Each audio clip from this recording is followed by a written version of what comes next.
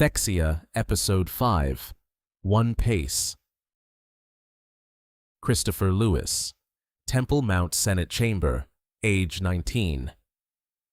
The first official day of Thexia. Etherion's appointment began without ceremony. No banners were raised in the halls of Temple Mount. No herald announced her name before the Senate. No officer placed a medal against her chest or spoke of courage beneath the chamber's vaulted glass. She simply arrived before dawn in the dark uniform of the Chancellor's personal detail, passed 3 security checkpoints where the guards looked at her longer than they had the day before, and took her position 1 pace behind Grand Chancellor Tino as if she had always belonged there. Some changes in power did not arrive with sound. They entered quietly, adjusted the shape of a room, and waited for everyone else to notice.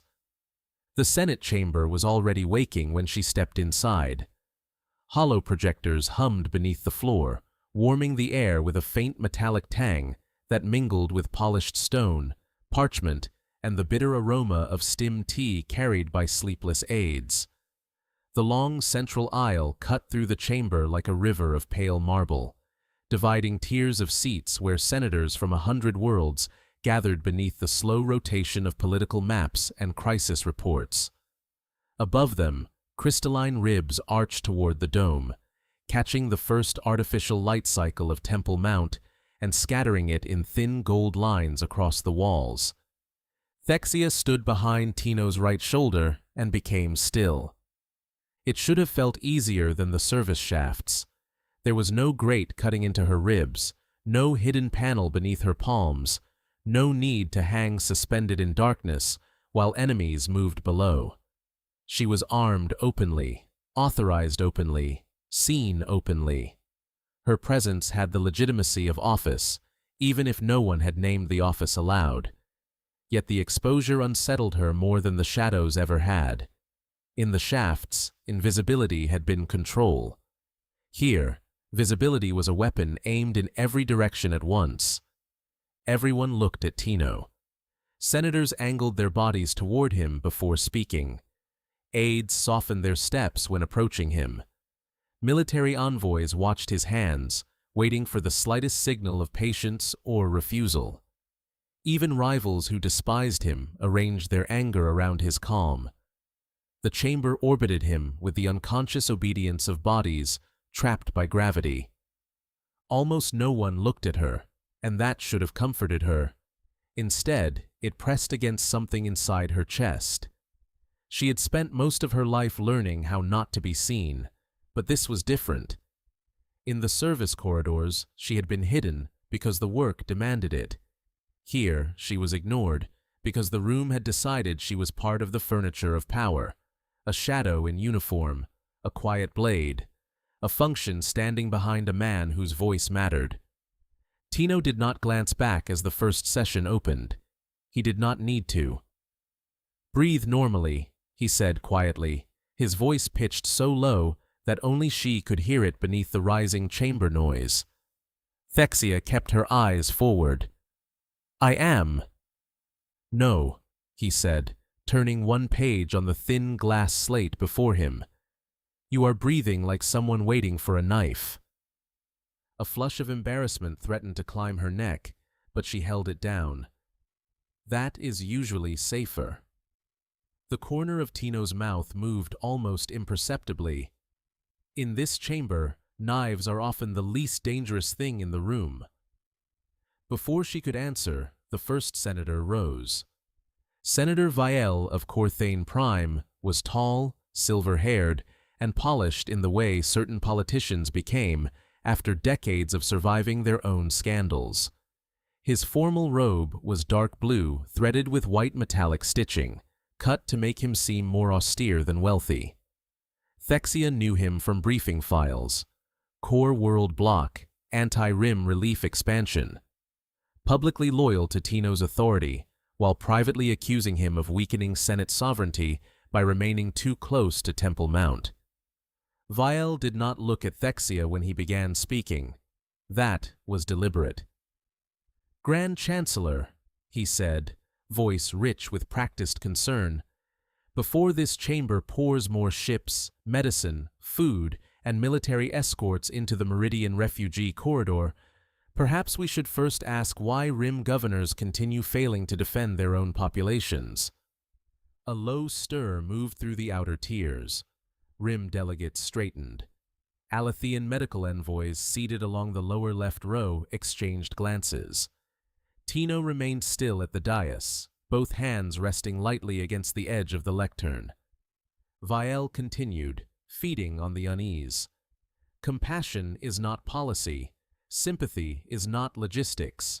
If the Corps is asked to bleed resources into every unstable frontier world, then we must be permitted to demand accountability from the worlds receiving them. A Rim senator stood before Vielle had finished.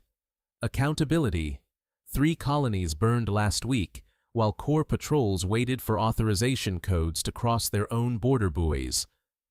Because those authorization codes prevent smuggling, infiltration, and military panic, Vielle replied smoothly. They prevent rescue. They prevent chaos.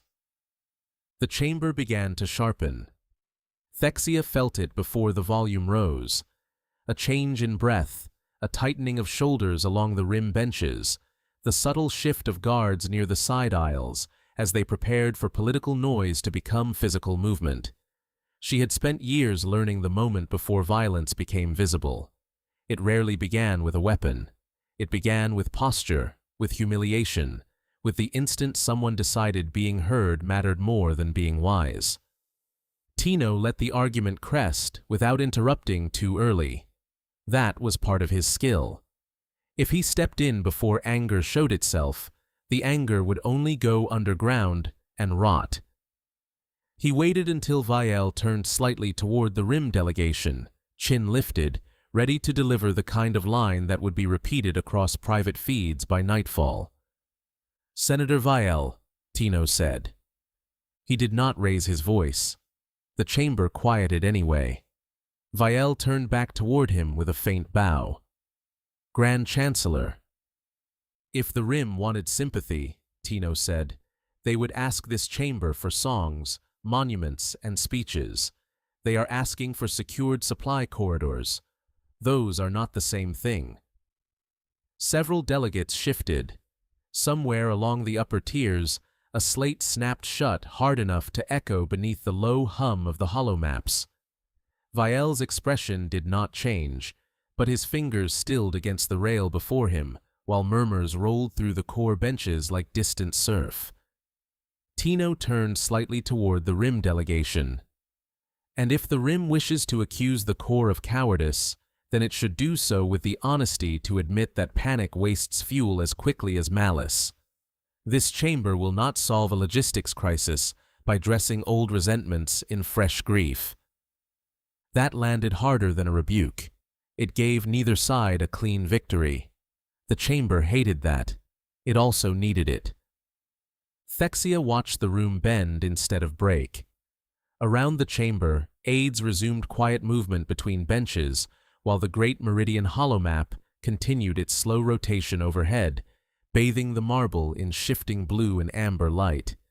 For the next hour, she stood behind Tino and learned what public restraint cost.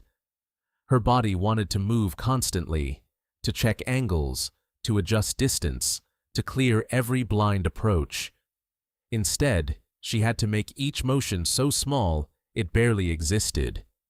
A shift of 1 foot when an aide crossed too near Tino's left side. A measured turn of her head when a military envoy reached into a sealed courier pouch. One hand lowering half an inch toward her sidearm before stopping because the movement was too visible from the opposition benches. Her body wanted to solve problems the way it always had, through movement, interception, certainty. But every visible adjustment in the Senate chamber rippled outward politically, drawing eyes and creating interpretations she could not control. During the first recess, senators rose in clusters, and the chamber transformed from formal battlefield to social minefield. Aides poured into the aisles carrying documents, refreshments, private messages, and whispered instructions from worlds too far away to wait for the official record. Thexia remained behind Tino while he accepted greetings, denials, accusations disguised as courtesy, and courtesy sharpened until it could cut. Senator Vielle approached with 2 members of the core bloc at his side. He spoke to Tino, but his eyes briefly passed over Thexia for the first time that morning. "Grand Chancellor," Vielle said, "Temple Mount has certainly taken a more visible interest in your safety." Tino accepted a glass of water from an aide and did not drink. "My safety has always been of interest to Temple Mount." "Of course." Vielle's smile warmed by a degree and became less sincere. "Though I admit I was surprised by the choice.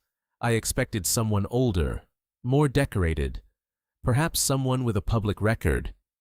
His gaze touched Thexia again, brief enough to be deniable. "Not Temple Mount's newest decorative statue." One of the core delegates gave a quiet laugh.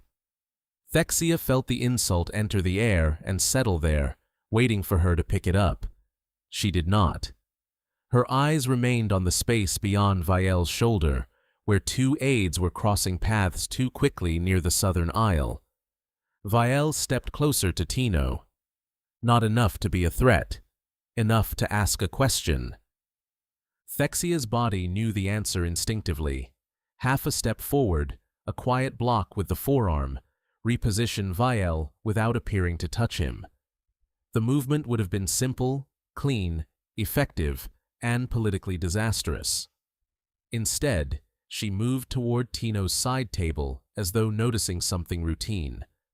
One gloved hand settled lightly against the edge of a thin glass slate while she leaned just enough to murmur, "The Meridian delegation arrives in 4 minutes. True, useful."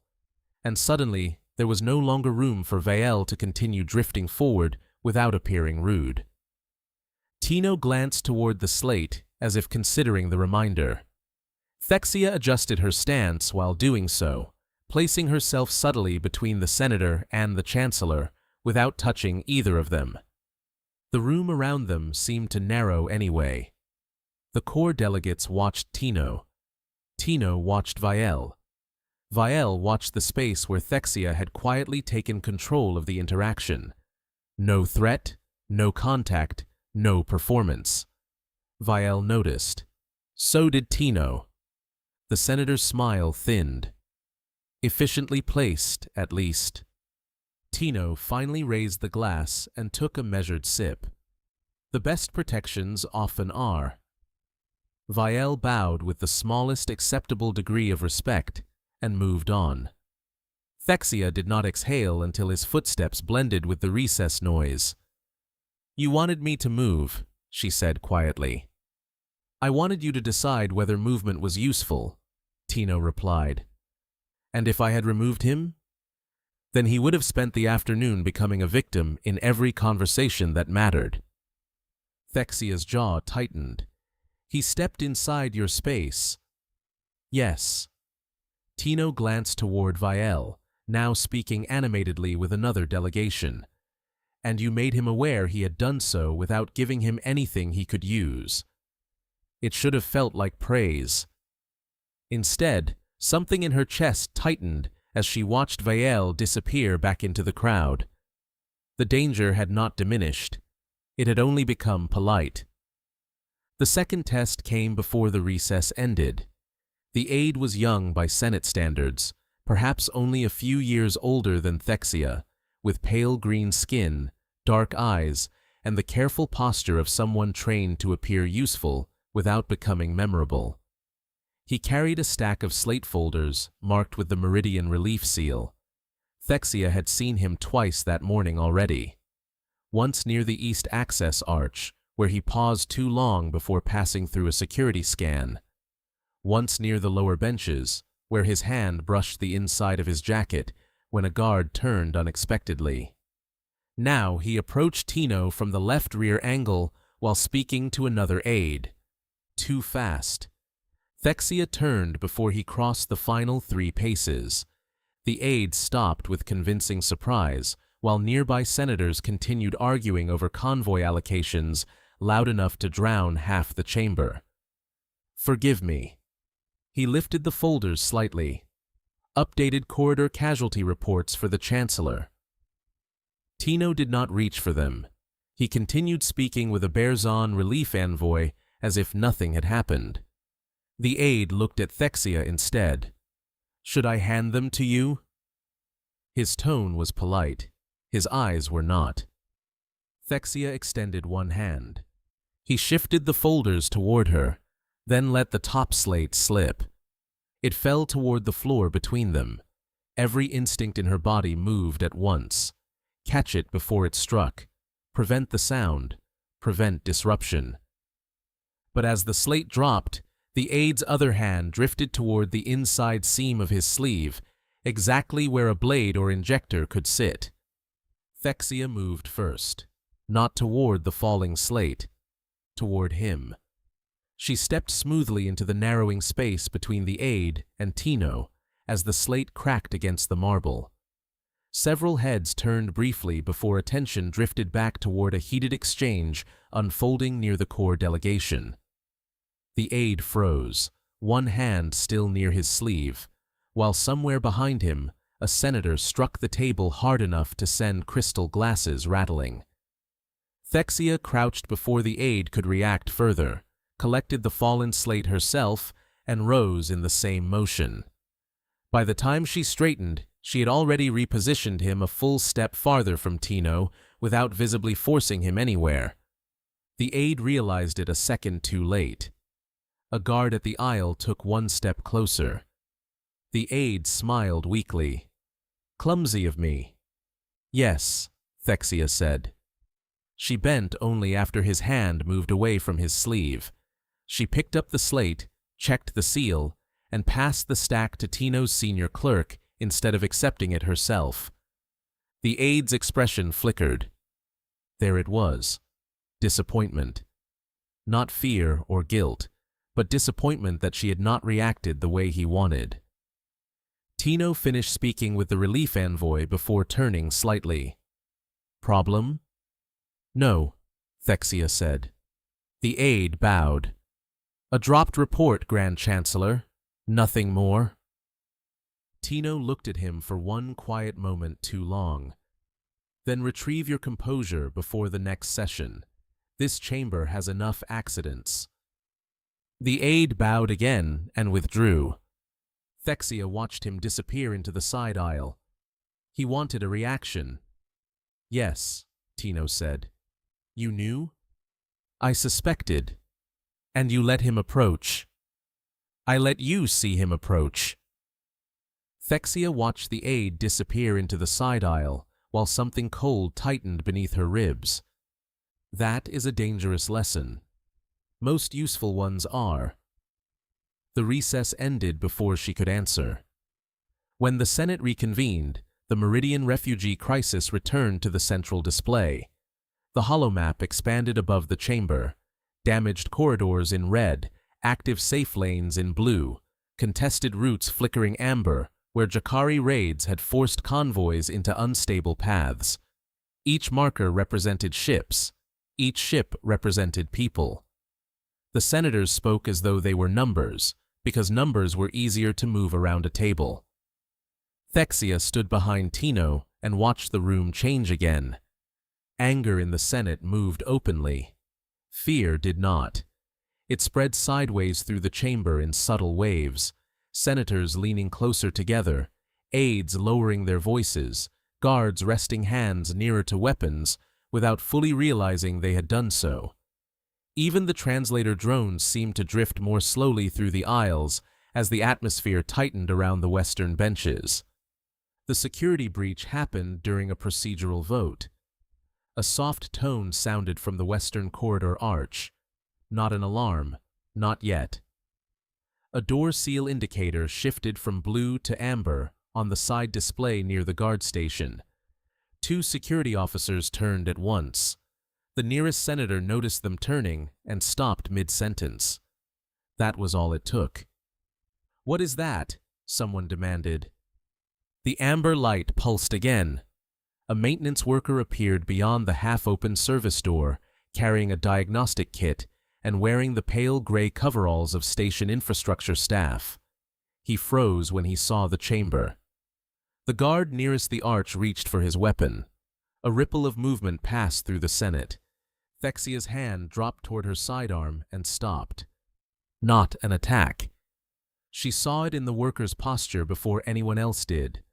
No forward pressure, no target fixation, no concealed aggression.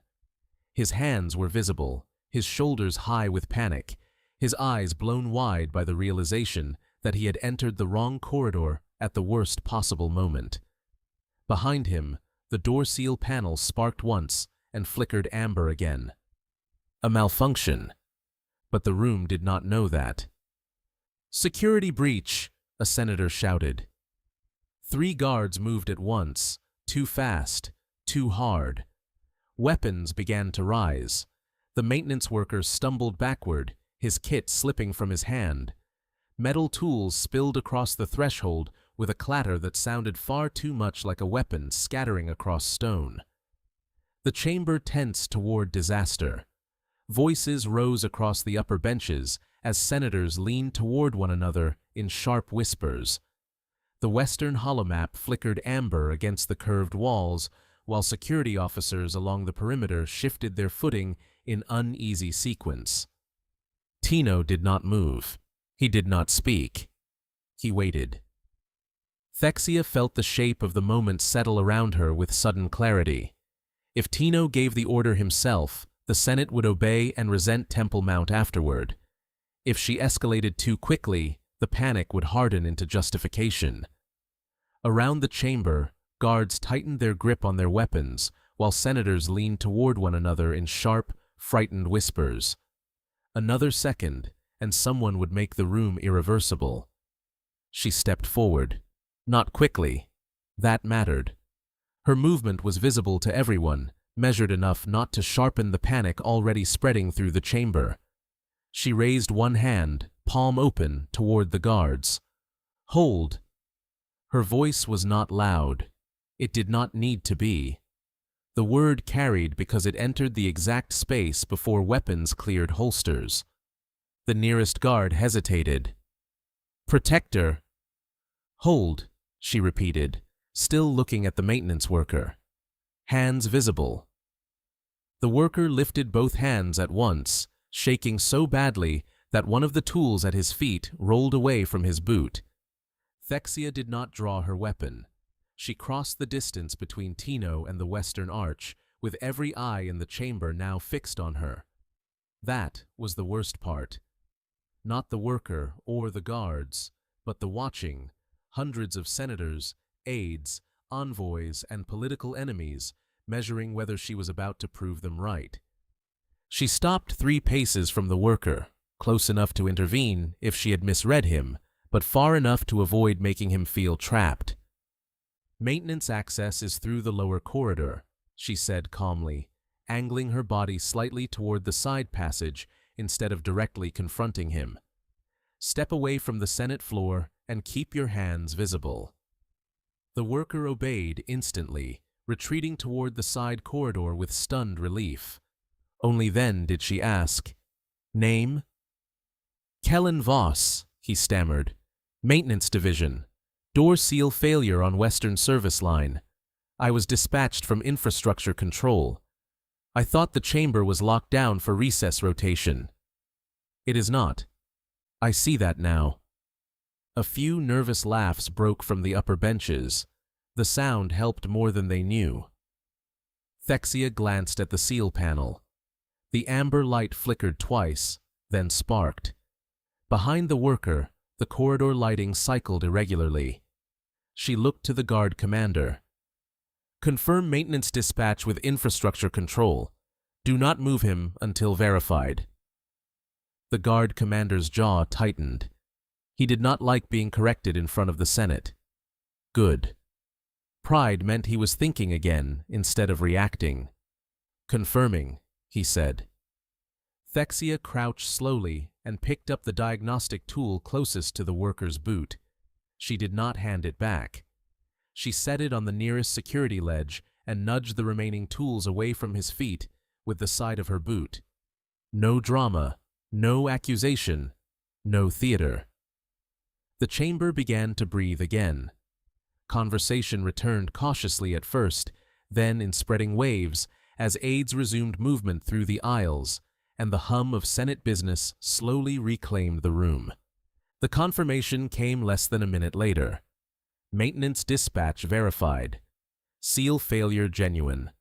Worker authorized for adjacent corridor, misrouted by a faulty access relay.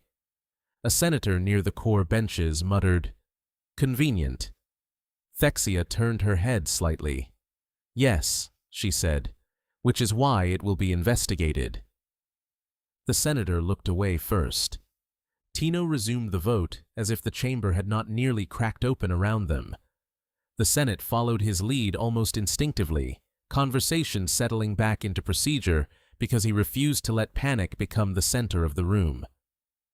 Thexia returned to her place behind him. Only then did he speak under his breath. "Good." She kept her eyes forward. It was not an attack. No. Someone may have wanted it to become one. Yes. She glanced across the chamber. Senator Vielle was watching the western arch with careful neutrality. The baiting aide had reappeared near the lower aisle, face blank, hands folded in front of him. Tino followed her gaze without turning his head. "You are starting to see where violence begins before anyone reaches for it." Thexia kept her eyes forward, but her shoulders eased by the smallest measure. The rest of the day did not ease. It stretched. Vote after vote. Objection after objection. Senators rotated in and out of arguments like exhausted soldiers taking turns at a defensive line. The Meridian Corridor received provisional relief authorization with restrictions that satisfied no one and prevented immediate collapse. Vielle argued against the final language, then abstained in a way that allowed his bloc to criticize both sides afterward. RIM delegates whispered angrily through translator feeds, while core envoys buried themselves behind stacks of revised logistics projections. The chamber never truly quieted. Even after the security breach ended, the mood remained brittle. Aides crossed the aisles faster than before. Guards kept one hand closer to their holsters. Several senators glanced toward the western corridor every time the damaged seal flickered amber against the wall display. The baiting aide vanished before the closing session and did not return. The maintenance worker was escorted away without public punishment, though Thexia caught the relief in his face when no one forced him to kneel before the security panel. Hours passed beneath rotating holomaps and procedural language dense enough to numb the mind. Thexia remained behind Tino through all of it. Standing still became its own form of endurance. Her shoulders ached from discipline rather than impact. The muscles along her neck tightened each time a senator raised their voice too suddenly. More than once she caught herself tracking hands instead of words. Near the end of the final session, Tino reached for a document at the edge of the lectern and paused briefly. "You're locking your jaw again," he murmured without looking back. Thexia forced herself to release the tension. "I know." "Good." Nothing more. But the fact that he noticed at all unsettled her almost as much as the day itself. By the time the chamber finally emptied, the great Meridian holomap had dimmed to low orbital light, and the air smelled faintly of overheated projectors, cold stim tea, and exhaustion. Senators departed in clusters, still arguing quietly, while aides gathered abandoned slates and half-finished notes from the benches. Thexia stayed where she was until the last delegation disappeared through the upper arches. Only then did she realize how tired she had become, not physically alone, something deeper. The moon rock in her pocket had warmed against her hip through the endless hours, a small private weight no one else knew she carried. No one congratulated her, and no one should have. That was the work. Later, after the Senate corridors emptied and Temple Mount settled into its artificial night, Thexia found her way to an exterior observation balcony overlooking the traffic lanes. The station curved around her in vast illuminated arcs, half fortress and half sanctuary, suspended above the black. Far below, ships moved through controlled approach paths like slow sparks drifting between stars. The glass beneath her palm was cold. Beyond it, the galaxy looked peaceful enough to be believed by someone who had not spent the day watching fear almost become policy. She stood alone for a long time. Her first day as Tino's personal protector was over. No blade had been drawn against him. No assassin had reached the dais. No body had fallen across the marble. Yet she felt hollowed out in a way violence had never quite managed. In Episode 4, the danger had worn faces and carried weapons. Today, it had worn courtesy, procedure, old resentment, and the trembling hand of a maintenance worker who had almost become a symbol before anyone learned his name. Thexia took the moonrock from her pocket and closed it in her palm. She no longer knew whether she was becoming stronger or simply harder to reach. Thexia sensed the change before she heard it fully. A faint shift in air pressure moved across the balcony behind her, followed by the soft whisper of fabric against stone and the familiar scent of Lysandra's herbal oils carried gently through the station chill. No one else in Temple Mount moved quite like her mother. Even now, after years of training herself to recognize danger before it arrived, Thexia still associated that quiet presence with safety before she consciously recognized it. She did not turn at once. "Mother." Lysandra stepped onto the balcony and came to stand beside her. She wore no formal high council mantle, only a dark outer robe gathered loosely against the station chill. In the glass reflection, she looked less like one of the Order's high voices and more like the woman from Lysara.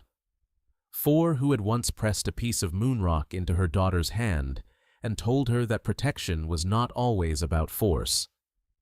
"You knew I was here?" Thexia asked. "You always find somewhere quiet when the weight starts pressing too hard." Thexia looked out over the traffic lanes. "I did not know it would feel like this." "Like what?" "Being visible and invisible at the same time." Lysandra did not answer too quickly.